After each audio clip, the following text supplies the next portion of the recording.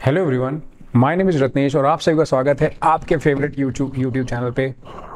Cut दोबारा से करता हूँ, थोड़ा हम्बल हो गया।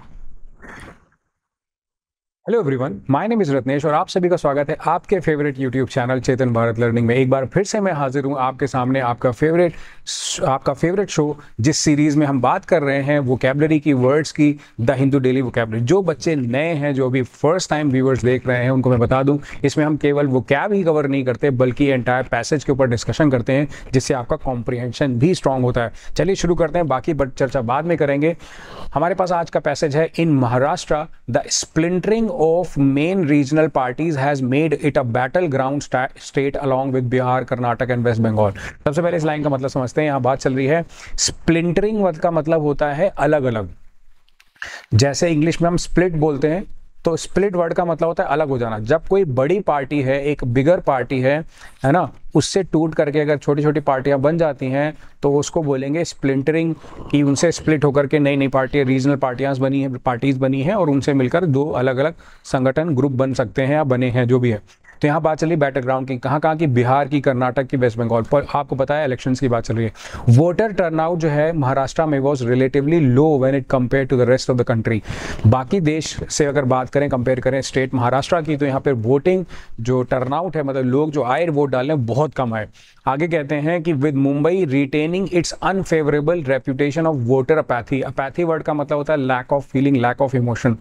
मतलब जब वोट देने की बारी आती है तो कहते हैं ये जो महाराष्ट्र है, मुंबई है, ये सबसे ज़्यादा अनफेवरेबल है। इसमें वोटर अपैथी सबसे ज़्यादा है, लैक ऑफ इमोशंस है, वोट डालने नहीं जाते, घर बैठना पसंद करते हैं। फिर कह रहा है Uddhav Thackeray led Shiv Sena faction counts these seats as some of its stronghold. जो उद्धव ठाकरे वाली शिवसेना है वो मानते हैं कि ये उनका स्ट्रॉन्ग होल्ड है, उनके अलायंस को बहुत ज़्यादा फ़ायदा मिलने वाला है यहाँ पर, और वो अपनी अलायंस को यहाँ से बहुत ज़्यादा मजबूती दे सकते हैं। Well decide the course of the battle, यहीं से डिसीजन भी बनेगा कोर्स ऑफ बैटल क्या होगा आगे का। As well as in the assembly elections later. Assembly election मतलब कि जो लोकसभा इलेक्शन चल रहे हैं उसके अलावा जो वहाँ के लोकल इलेक्शन, कोई सीएम पद के लिए, उसमें भी इनको फायदा मिलेगा। Later this year the Maha Vikas Aghadi Mahayuti contest of coalitions has upended the traditional pattern. Upended मतलब जो पहले से चलता आ रहा है वो चेंज होकर के नया बना है।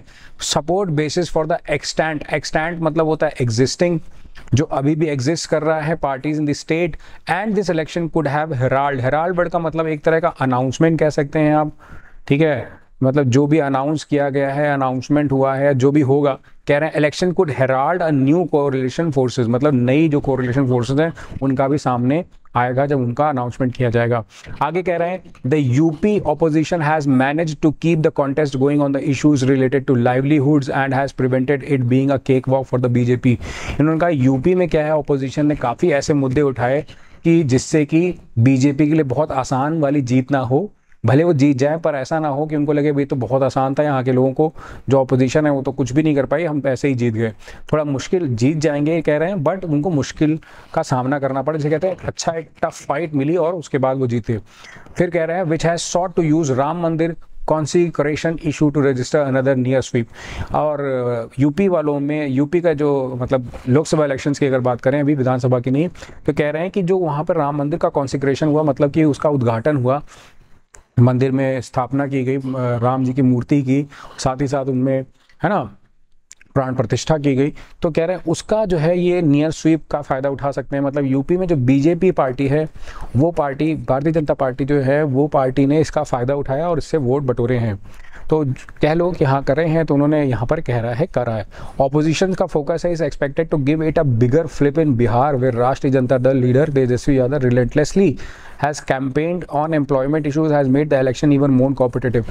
अब दूसरी तरफ ये पैसेज में ये भी बता रहे हैं कि एक तरफ उनको बीजेपी को यहाँ पर इस चीज़ का मुद्दे का फ़ायदा उठाया है, उन्होंने मिला है, तो जो बिहार में आरजेडी है, यानी कि जो लालू यादव की पार्टी है, लालटेन पार्टी है, उसमें लालू यादव के बेटे ने लगातार पूरे जोर शोर के साथ, अपने ताकत के साथ बड़े कैंपेन किए, जिससे कि उनकी इलेक्शन में कंपटीशन टफ हो।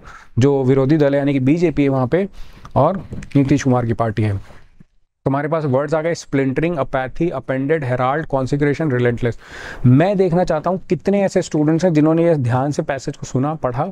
अब वो इसमें से सारे वर्ड्स के क्या मीनिंग्स यानी कि सिनोनिम्स अपने आप से वीडियो को पॉज करके कमेंट सेक्शन में जाके लिख सकते हैं। मैं चेक करूंगा आपके कमेंट्स, स्पेशली कितने बच्चे हैं जो यहाँ पर मीनिंग अपना बता सकते हैं इन वर्ड्स का जो हमने ऑलरेडी यहाँ पर डिस्कस किया है।